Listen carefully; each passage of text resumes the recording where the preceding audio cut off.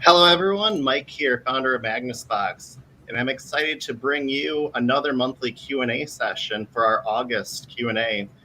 Today, I am here with our team, the entire team of Magnus Box, including some new faces. So I have here, we're going to introduce an order of who's been here longest. So we have Seth. How you doing today, Seth? I'm doing good. We have Matt. How you doing today, Matt? I'm all right. This is Matt's second appearance, so we're starting off better this time, Matt. Last time we didn't start off so well. I messed up Seth last time. So, and we have our newest employee, Kelsey, who is our graphic design and marketing specialist. How are you doing today, Kelsey? Doing really good. Perfect. So I just want to start off by talking about TechCon Unplugged. So I think we're 30 days exactly away from TechCon. It is. So TechCon is bringing the IT community together. Join like-minded business owners for a weekend packed with resources to help your IT business thrive. You can hear from experts and get one-on-one time with peers facing the same challenges you are.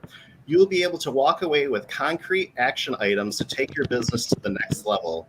This year's TechCon Unplugged is being held at the Aloft Chicago O'Hare in Rosemont, Illinois, from September 17th until the 19th, and tickets are $199 per person, which includes all meals and snacks at the event, along with dinner on Saturday evening. There is also an amazing hotel rate and complimentary parking for only $124 per night per room. For more information, you guys can visit www.techconunplugged.com. And myself, Matt, and Seth are going to be going. We already have all of our marketing supplies ordered. Kelsey has been doing some amazing work. We have some amazing swag that she put together. We have a brand new booth, and we have some partner-only exclusive swag that we'll be handing out to any one of our Magnus Box partners that comes up and says hi to us. We're also working on the logistics of some kind of a raffle as well as a giveaway. So make sure you guys stop on by. And if you haven't signed up, there's still time. Paco, John, and Jeff have been doing some amazing work. So make sure you check it out. So we're going to mix it up a little bit today. If you guys have any questions, we are streaming through StreamYard, so feel free to drop them. We'll answer them live on air. We're going to mix it up a little bit today. Because we have two new faces, we're going to do a little bit of a meet and greet and introduce the team to you and just give a quick 2-minute talk about who we are and what we do and why we're here. So who wants to go first? Let's fight over it, guys. You said two new faces? What's that, Matt? You said two new faces?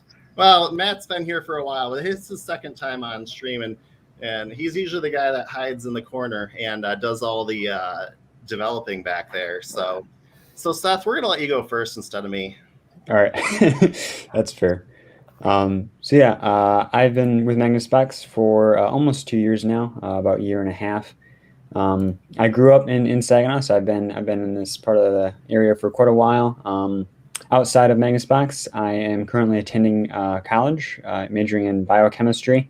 Assuming I finish, I tell people that, and everyone's like, "Oh, wow!" It's like, okay, I don't have the degree yet, so that's what I'm aspiring to be. But I'm only in my second year. I'm actually heading back Friday to Western Michigan, where I attend college. So that'll be fun to go back outside of work and school.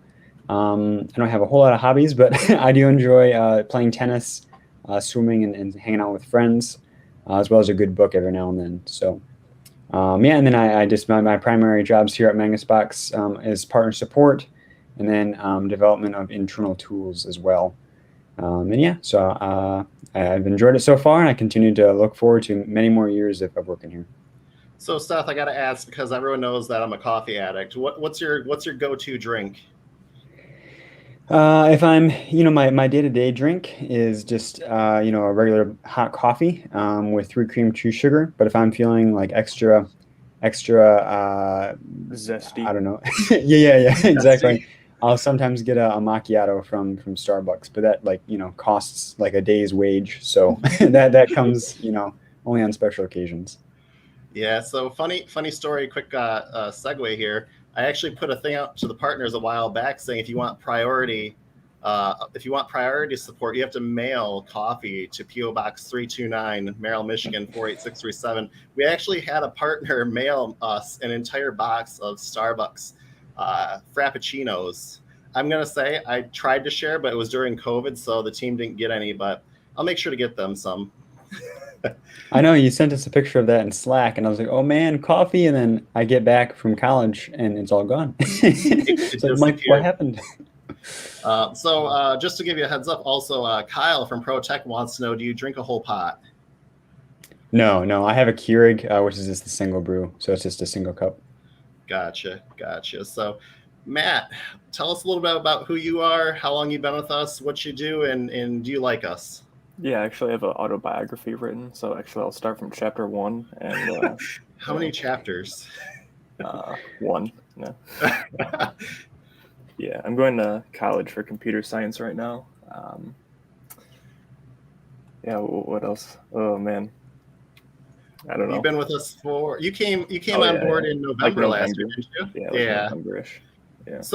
So Matt and Seth used to work with me when I owned Control Delete Computer Repair. It was my MSP that I sold in 2019 that me and my wife owned. So Seth transferred over, and then Matt transferred over a little bit later because we needed a second person to help with some internal developing for our tools. So Matt and Seth, one of them specializes in front-end development, one of them specializes in back-end development. They complement each other, and they're also good friends outside of Magnus Box. I don't compliment Seth at all.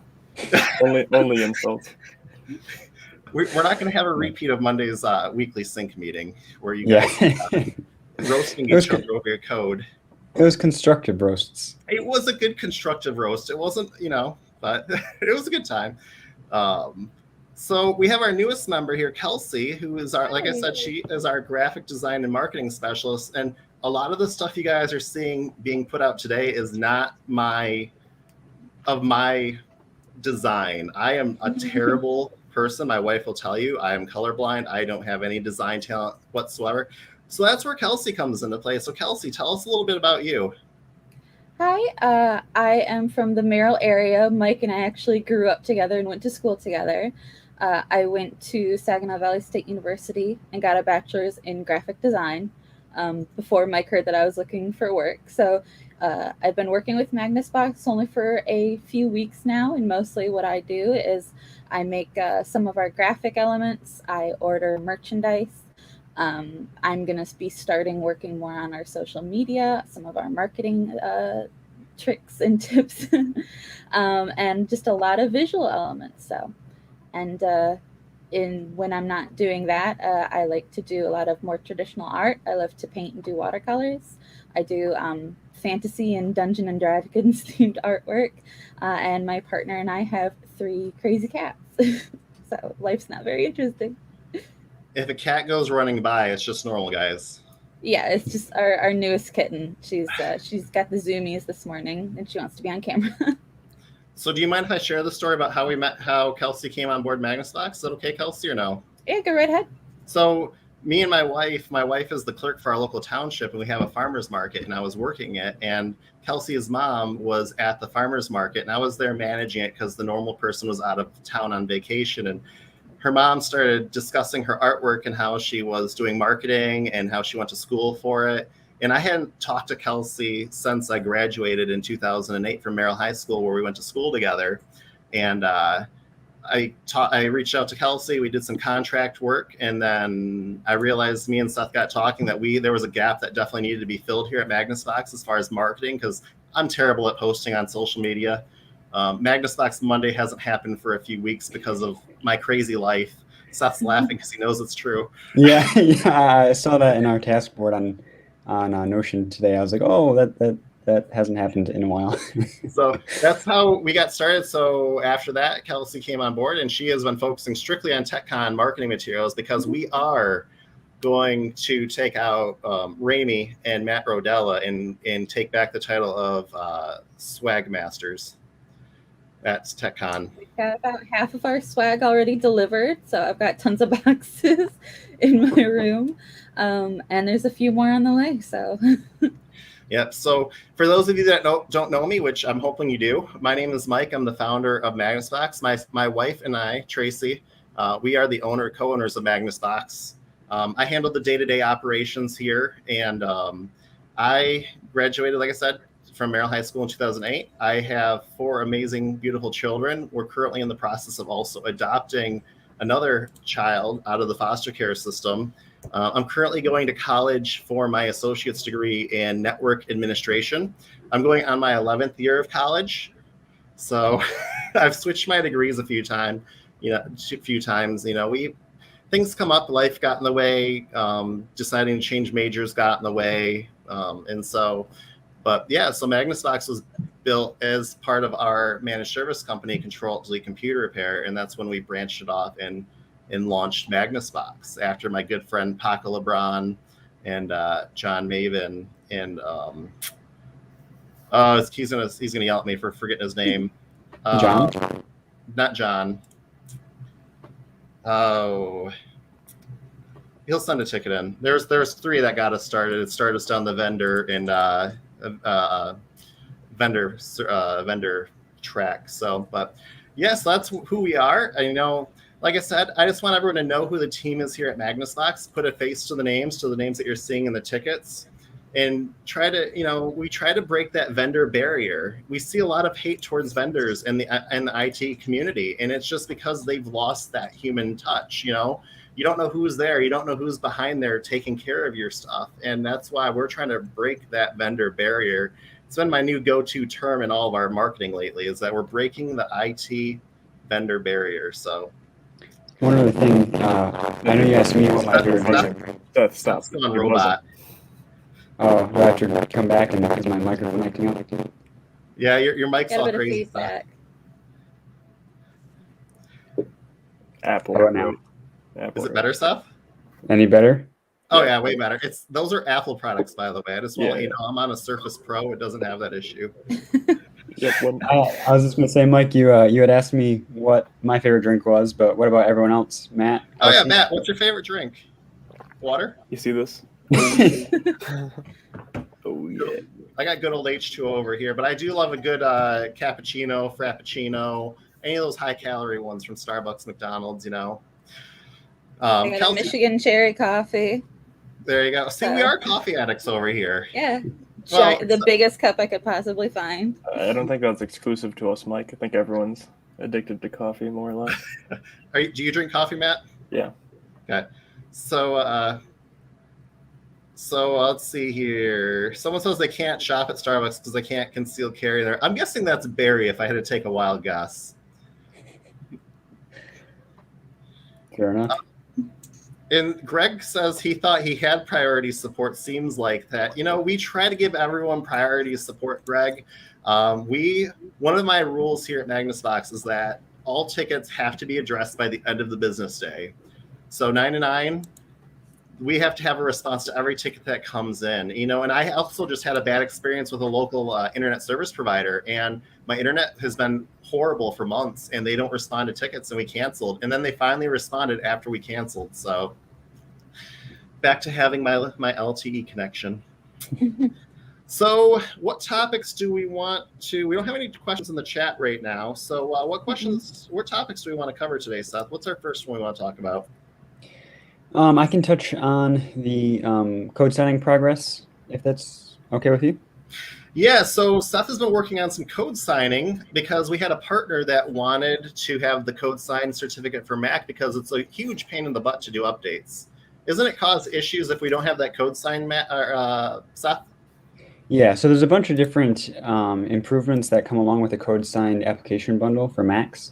One of those is pushing updates out to the Mac endpoints. So for those of you that are unaware, OS X is very particular about how permissions are handled, especially if it's a remotely dispatched instruction like our updates are.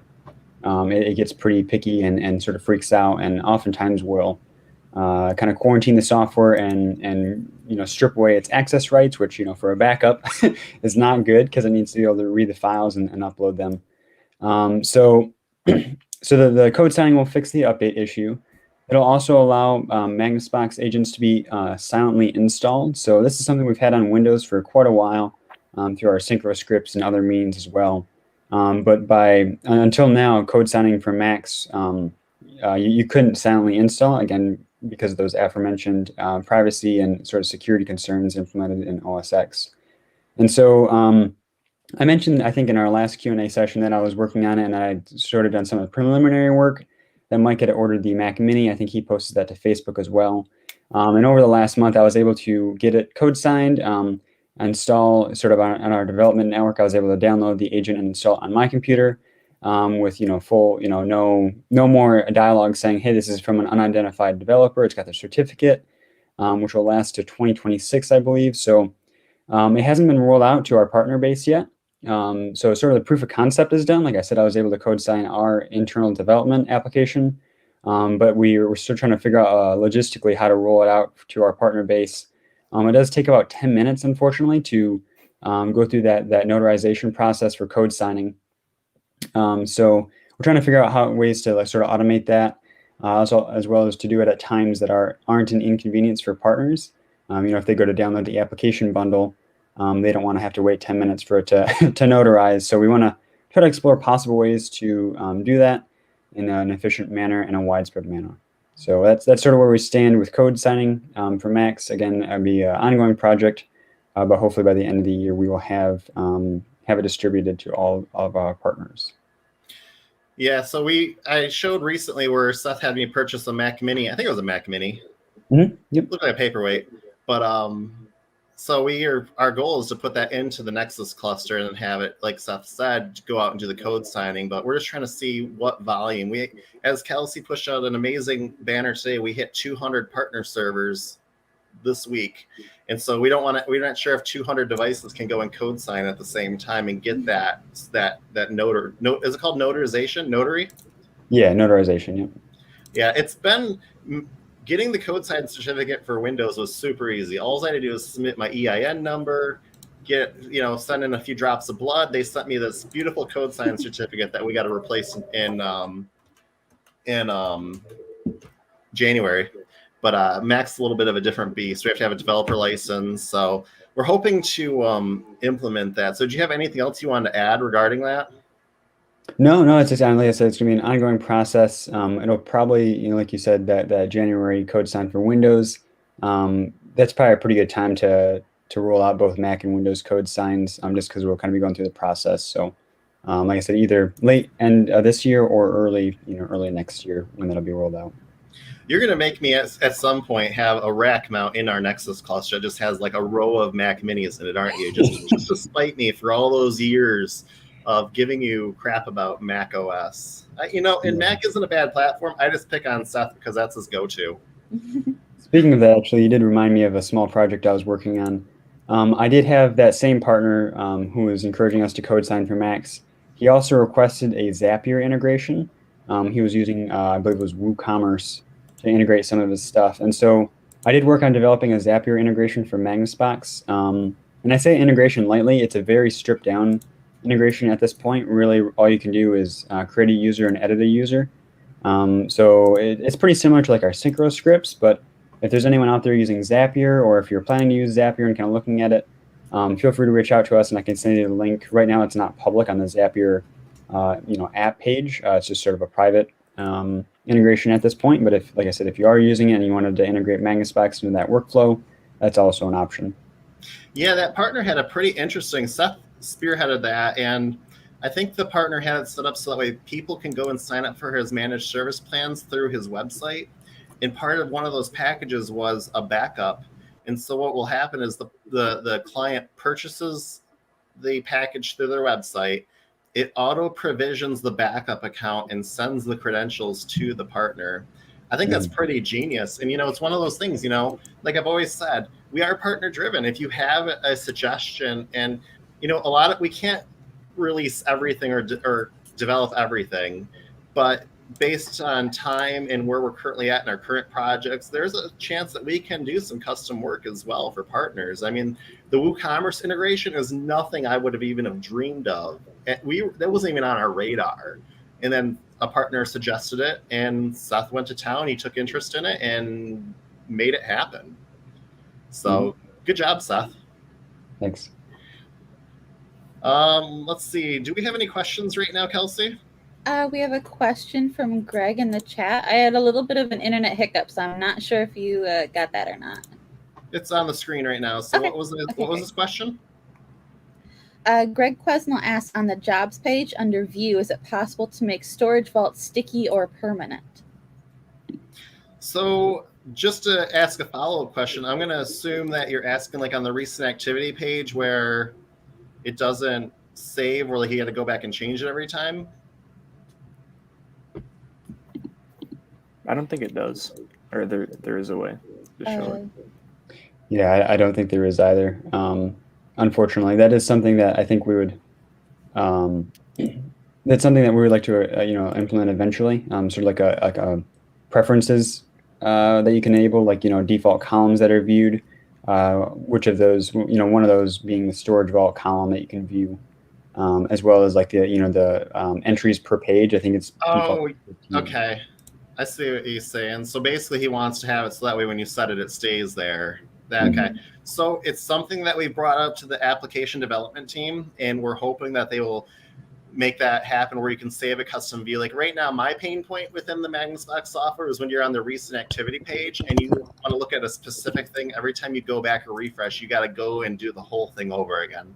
It is a pain point, and I completely agree with you. So we are going to, I'll have one of our team reach out to the application developers. If you want to add that to my list of things to do, Seth. Yep. Because I don't have my notes up in front of me right now. Yep, I can add it.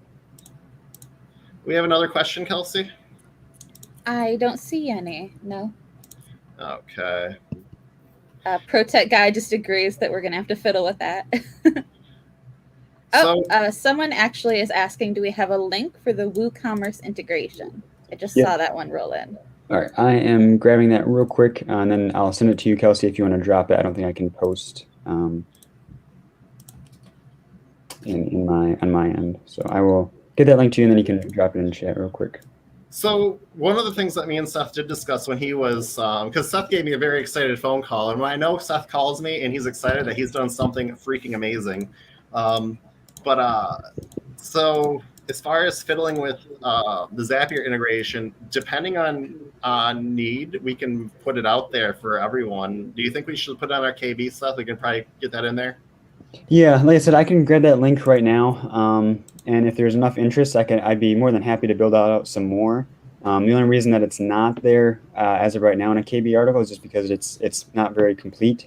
Like I said, it's basically bare bones: create a user and edit a user, so that you can assign policies to a user or change their account name, enable emails, all that sort of stuff. But beyond that, it's pretty bare bones. But like I said, if there is interest, I'd be more than happy to build it out some more and kind of get it on the Zapier app store. I'm going to drop the link real quick. Yeah, I think you got a spot there in the comment section where you can drop that, right? Mm-hmm. Oh, or is it in chat? Oh, here we go. Okay, I'll post it into the general chat here. Yeah. Maybe we'll put out a Facebook poll or something like that just to see how many people are interested in it. And like I said, I'd be happy to build it out some more because there's a lot you could do with it. I mean, anything that you can do in the web dashboard can be done with the Zapier integration in theory. It is all API based. So we could like create storage vaults. You could even probably issue manual backups. But obviously that takes time, and and that would be a pretty big project to continue to fully, develop that out. So that'd only be something that we want to explore if there's enough interest in it. So. But for the most part, on the what the partners wanted is that he just wanted it to be specifically their client goes to their website, signs up, and it issues the account, and then it sends out all the information the person needs to get set up installing it. So, it's kind of a nice way to automate your backup sales. It's one of those things we never thought of it, but if you want to do that, more power to you. We're always supporting those options, and we'll always be here to help develop or guide you in the right direction. And our development team is pretty good at saying, yes, this is possible, or no, you guys are crazy. Mm-hmm. They just tell me I'm crazy all the time. So, is there anything else you want to cover regarding code signing, Seth, or the Zapier integration with WooCommerce? No, that's all I had. Okay, so Matt, I'm going to switch things over to you now and throw you in the hot seat. Did you want to give a Synology update, or did you want me to kind of update where we're kind of going with the Synology, or you want to tag team it? We'd probably say something along the same lines. But yeah, we can talk about it together, I suppose. So we've gotten together with our team here at Magnus Box and other partners. We're putting a pause on the Synology development. Now, don't go sending a mass cancellation email to us canceling your accounts. It's just a temporary pause. The biggest problems that we have run into with the Synology packages, and I'm sure Matt will add to the end, these are just the 4 that I came up with, is that the processors and memory cannot handle the encryption process. That's the first one. The op directory gets nuked after every Synology major update. So when Magnus Box is installed on any Linux device, the package is installed in the op directory. Anytime you do a major DSM version upgrade, I'm not sure if it's 7 or 8 or 6 right now, but it nukes the op directory and then nukes the software, which causes issues. Uploading data is slow because of the encryption process or the limitations as on the boxes as well. And the final reason, which I know Seth is one who discovered this recently, is the temp directory gets overloaded and causes the jobs to fail. Do those 4 sound like the main reasons, guys? Yeah, you're especially right with the, it's mostly a problem with the older models, but the way that they're set up, they have a low amount of memory, low amount of processing power, and then a huge amount of storage because that's what you're paying for, because it's mostly a storage device. And so it's not, because our software, I think it's the memory scales linearly with the amount of storage that you're trying to back up. It's not very good because a lot of the older ones have like half a gig of memory, and so they can barely. It's really, yeah, exactly. I'm just going to throw that on the screen, Brian. And I know Brian is one of our partners who was trying to use the packages that we were installing. Now, before I discourage everyone, like I said, this is a temporary pause. We have a plan in place to try to bring our concerns up to Synology. And so the alternatives that we are recommending at this time for partners is to create a dedicated Magnus Box backup account on your Synology device and give that backup account full access to the files and folders that you want backed up. Then take a secondary device, whether it be an Intel NUC, a smaller computer, something on the network, and then run the backups from there using the credentials that you're going to pass for the Synology device through that secondary device. So you're going to have a separate computer with a protected item pointing to your Synology, using the credentials and pulling that data. And then what happens is that computer or device is then handling the encryption process. It's handling the traffic, and especially some of those cheaper model Synology NAS devices. And I'm not going to hide, I have one of those cheap Synology network devices. It can't handle it. The processor is I think it's an Atom or an ARM. It's an ARM, isn't it? ARM. ARM, yes. So that's one way to handle it. The second thing is that the memory on some of those Synologies is only 512 megs, and it can't handle that. And so we had one partner who actually had a rack-mounted unit, and it was just maxing out the processor, and it was causing network lag for anyone trying to access the device. So the Magnus Box software is lightweight, but the processor also has to be able to handle it. And so those are our recommendations for the time being. I see we have a question here from Brian. Would there be a way to set limits? What units would be allowed to back up? Now, are you talking like setting a limit like specific Synology devices, Brian? Like we only support XYZ models? Brian is also saying that backing up from workstation is working well. Exactly. And, I had a partner that the other problem that we're having is developing the app itself, the dedicated app that Matt has been working on, is you have to do something. What was the process that you have to do for each package, Matt? I made a script to build it all for them, but it's just annoying because each package has to be compiled individually for each Synology platform. So every single CPU architecture there is, you have to compile it separately, which is a little silly because I don't even really use C for it, which is the thing that actually needs to be compiled. It's all just script based. So it's a little silly, but it has to be done. So that's something else that's tedious. Also, one other thing, I think Synology 7, they were redoing like their permission system. So you couldn't run Magnus Box with root permission, which is what it needs in order to install correctly. So that was also another future roadblock.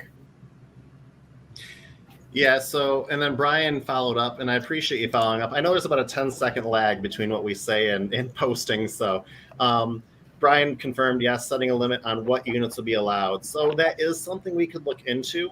We may have to consider that. I don't know if that's a viable option, Matt, like saying we only support installing it on these specific Synologies. Does that seem like maybe a viable option in the future, Matt?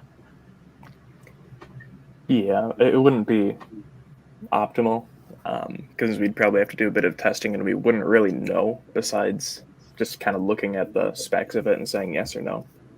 But yeah, if it works, because there's probably a bunch of other like variables like how much storage that they're actually trying to back up is probably a really big consideration for it. Sounds like the perfect time for someone to take a Nook and just resell it with just Magnus Box on it to back up dedicated for Synology.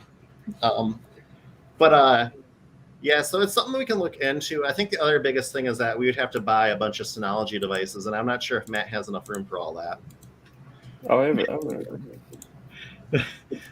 Running Docker in a VM. I am not a Docker expert, so I've never really played with Docker or Kubernetes at all.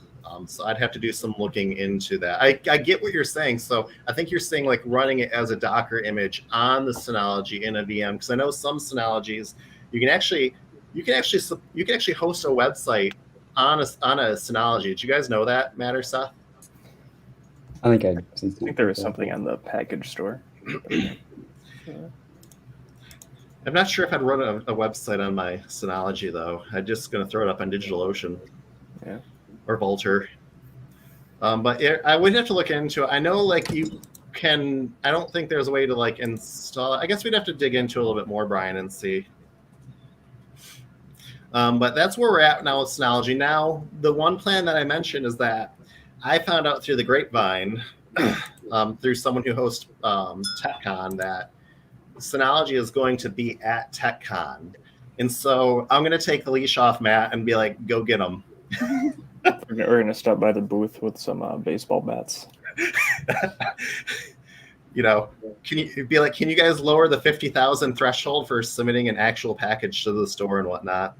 Oh, yeah. But it should be a good time. Synology will be there. So we're hoping that our team can sit down at the meet and greet and have a chat with them and see what they suggest. And maybe they're willing to work with us a little bit. It's hard to say. Synology does offer their own backup solutions. So there's always a chance they'll tell us no, but it doesn't hurt to ask. We'll just bribe them with coffee and give them Matt. So, Not amused. Okay, so I think that was everything we had for Synology, and I love all the questions. Thank you so much, Brian, for all the questions. So we got about another 10, 15 minutes here. We're going to try to keep these under an hour. So something I want to talk about is that our Nexus cluster has been doing extremely well. We did have an outage last weekend. For those of you that don't know, I'm sorry, Brian. That's a good idea, Brian. Brian, you need a big stick labeled Synology problem solver. I think Kelsey can handle getting the label for it, and then I'm sure Matt and Seth can make a stick for that. We're going to have to bring something with that to TechCon now, just to show up at their booth that says Synology problem solver. I've never had someone throw me off with a question before. Regarding Nexus's outage last week, so we had an outage in the data center. Our Nexus storage cluster is hosted in Saginaw, Michigan, in a data center. The data center has 3 fiber connections. Now, for anyone that knows Michigan, Michigan has 2 main areas, and that is Lansing and Grand Rapids, and most of the fiber connections run through Lansing and Grand Rapids. Well, they got hit with some major storms. They skipped over Saginaw somehow because I heard about the storms and I was on vacay last week. And I'm like, Seth, is my house still standing? And he's like, yes. And I'm like, okay, thank you. Do I have power? But one of the fiber connections, all 3 of them went down. But I kid you not, the data center sent me a message saying the fiber is on fire. And I'm like, how the heck is the fiber on fire? Apparently an electrical line hit the fiber pole and the fiber was actually burning. And so it was a short outage, like 8 hours. You know, when all 3 connections go down, it's an oh crap scenario. Nothing we can do about it. All 3 connections are completely separate and they all went down. So it was a very short downtime. You know, we try to strive for 100% uptime, and it's trying to be perfect. You're never going to reach that 100% uptime. I don't care who you are. No company can do it. Microsoft has proven it. Most of the big players have outages. Synchro had outages. We do our best to stay up 100% of the time. And that's what my main job here is at Magnus Box. Besides doing the running, like making sure all the management stuff is done, my main job here at Magnus Box is data center operations, and that's what I do here at Magnus Box now. Seth and Matt handle partner support and general operations, and Kelsey handles all the marketing side. And it's one of those things where I had to split off my job because it was getting too much. And they all have specialized skill sets. And so we try to strive for 100%, but we also are 100% transparent when we have an outage. And anytime we have an outage or you think something is wrong, status.magnusbox.com is the place to check first and sign up for alerts. If you need help signing up for alerts, just shoot me a message and I will add your email to our list. So whenever we issue an alert, you will get it immediately. We post to other social media accounts secondary. When we have a major outage, our number 1 priority is investigating and alerting on our primary system. So that's what I wanted to just talk about quickly today. So knock on wood, everything's online right now. The other thing I want to talk about is our project for next year, which is that we had a successful launch with Nexus and Saginaw. I'm leaning towards launching a storage cluster and a data center in Canada. It's 5 hours away from us in Ontario, I believe. And we're hoping to start that project next year, but it's also going to be dependent on how many partners are interested in the Canadian data center. Now, I know everyone who's in New Zealand and Australia wants a data center over there for us to use. We're still looking into it. It's a little bit of a longer drive for me to get over there. A really long flight and a really long drive. So Canada just seems to be the next smart option. We have a lot of partners in Canada that we have to turn down on a weekly basis because, and I'm going to botch it, PIPEDA, I think is the word, PIPEDA. It's like the European version of GDPR. Data has to stay in that country. And so our goal for next year is to start building out a storage cluster in Canada. So if anyone wants to give me any feedback on that, or if you're a Canadian partner that hasn't signed up and you want us to launch in Canada, shoot me a message. The more interest that I see, the more likely I'm going to do it. I say we hire a Canadian on our team. That way we don't have to drive 5 hours. I'm kind of looking forward to it. I just got my enhanced driver's license. So, yeah, I'm sure Matt, Seth, and I will be heading out there someday to next year and spend 2 days just doing nothing but wiring in the data center. I spent 2 days wiring up Nexus, and it's still never perfect. Barry, our good friend Barry, is actually going to take a look at our cluster here in Saginaw and roast me on my cabling job because I think it looks good.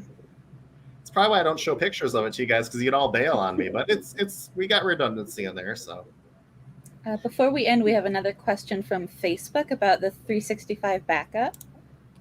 Did we want to talk about that? Who wants to cover it? I think you're the most knowledgeable about it. You're the one who's been spearheading it. So I'm just the one that just kind of took over. So. Kyle, I'm too afraid to show pictures. You guys would all bail on me. But Office 365 Backup, our application developers have told us that Office 365 Backup is going to be reaching general availability this month. Now, if that happens, if it doesn't happen in August or happens in September, like I said, be kind. Things happen. Development's a hard thing. Matt and Seth will tell you how development is hard. Mm-hmm. Yep. Kind of. There's a meme. See a bug on the wall, take one down, pass it around 120, like 4 more bugs on the wall or something like that. So I think it started at 99, and then they patched it around, and then it goes to 128 bugs on the wall. That's right. Yeah, I couldn't remember the code, but yeah. So Office 365, it should be here this month or early next month. It'll be in our general release. I'm gonna throw a price out there, but it is subject to change because I know you have all been bugging us for wanting to know the price. We have cost associated with launching Office 365 Backup. There's licensing and storage, and some of you guys are hoarding data in your SharePoint and OneDrives. I'm just gonna throw it out there. Now, Office 365 Backup only works for if you're on a Microsoft account with Microsoft. You could go through Pax8. You can go directly to Microsoft. If you're on any of those third-party that are only providing hosted Exchange, you cannot use Office 365 Backup. I just want to preface that. So we're leaning towards $2.50 per endpoint, or I'm sorry, not per endpoint, per user for unlimited storage. That's going to be probably our introductory pricing. Now, the grandfathering rule is going to stay in effect. If we decide a month or two into it that, you guys have way too much data, we're going to raise the price for new partners only. That's been day one. Seth will tell you, it's going to be on my headstone. All partners pricing stays the same if you are already on a pricing plan. We won't change it. We never have. So $250 is what we're looking at per user per month. And we'll probably have a dedicated webinar for that as well. We'll probably bring one of our partners on that have been using it because we have 8 people that have been beta testing it. And so we'll probably bring one of them on to talk about what they like, what they don't like. But you can back up SharePoint, Teams, pictures only, not the chat messages, emails, OneDrive. And you can also now, in the latest release, restore directly back to the cloud, whereas before you can only restore back to the endpoint. So it's still in beta, but that's where we're at. Does anyone want to roast me on the price? Yes, Brian. So we will have the information sent out. Kelsey, I'm sure I'll have her whip up some amazing freaking marketing material like she's been doing. She's been doing some really good work here with our marketing material, trying to bring it into the 21st century. We'll get all that information out there for everyone to see. So, yeah, actually, I'll share this quick here. I just want to share one of the things she worked on is that, I know I'm taking up time here, guys. We're just going to share this out quick. Hopefully can you guys see that on your screens? Yep. This is our new pricing sheet that she just pushed out to the partner portal. So she'll probably do something fancy like this, and we'll have a nice KB article wrote up. We'll probably do a whole entire series of videos on Office 365. It is a huge, it's as big as disk image. So it's going to definitely need a lot of documentation. And I'm sure our team will be putting that out and doing lots of webinars on it. So great questions. I really appreciate all of the feedback, everyone. So we're reaching our 45-minute mark. Does anyone have any final questions before we decide to sign off here? I did want to touch on the quick questions that were asked before the live stream in Facebook. Oh yeah, I forgot about them. There were two from, is it Andres? I don't know. I think it's Andres. Andres, gotcha. If it's wrong, you can yell at me. I'm good with it. Yeah, so Andres. So he asked, like I said, two questions. The first one was, why doesn't the forensic message error out? And I looked at his platform, and I believe the specific error he was referring to is something along the lines of fail to extend or enable extended DASD IO. Any lost clusters between the volume end and the partition end will be backed up in non-forensic mode. So from my understanding, what that message is indicating is that the particular, so any data between the end of the partition and the end of the volume, which can be different, will be backed up in non-forensic mode, meaning they won't be captured. And so most cases, this is probably not a concern, because if it's not included in the partition, it's likely not being used by the operating system. But this error arises from a gap in functionality. So the disk image relies on a lot of underlying Microsoft technologies, and this particular error is caused by a call to the underlying API, and some disk drivers don't support this function call. And that's why you're seeing the error. So data is still being backed up from the partition beginning to partition end.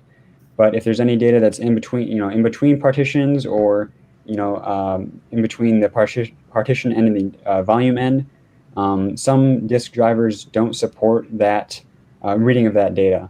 And so when you have that forensic mode enabled, it'll throw that warning message. If you did disable forensic mode, which is an option in the backup settings, you would no longer get that warning message. So at the end of the day, I don't think it's a huge concern. Like I said, the data is not really being actively used. But if you did have sort of a high stakes client, you may want to enable forensic mode. And if it's really that utmost concern, maybe look into replacing the drive or something like that, because it is on the disk driver level. So there's not much we can do about it, unfortunately.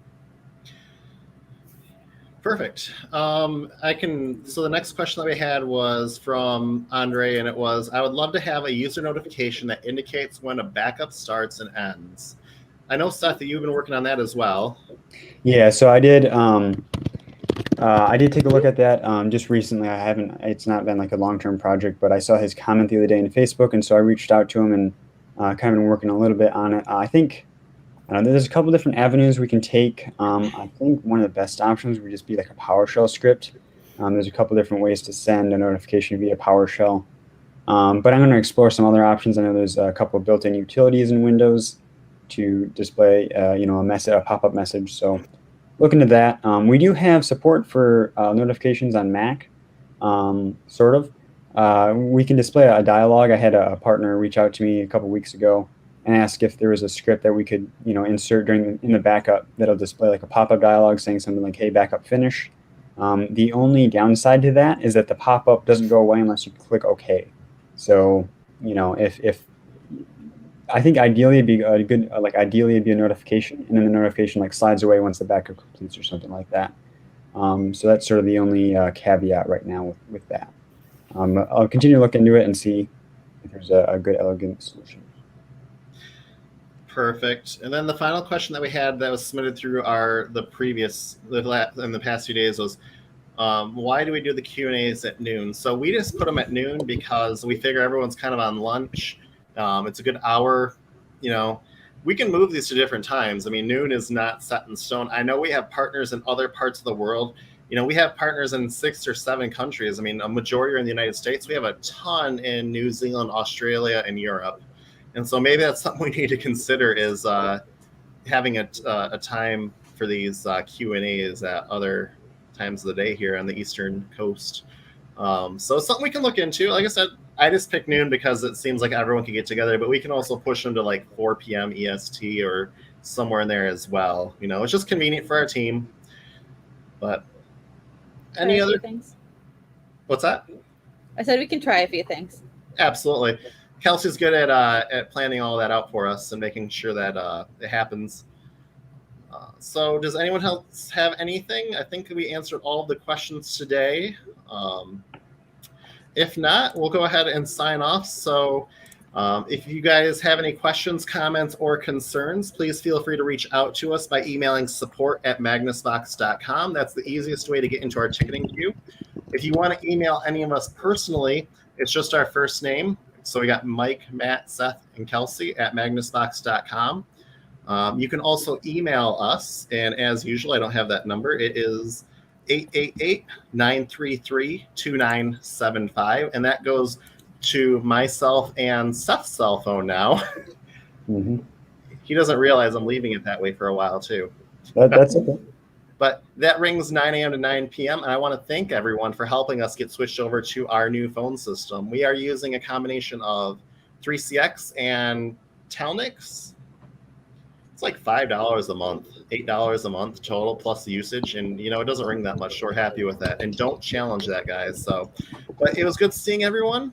You guys have a great day. We'll be back probably before next TechCon or before TechCon for our next Q&A. We'll see you in the chat. Have a great day, everyone. Bye.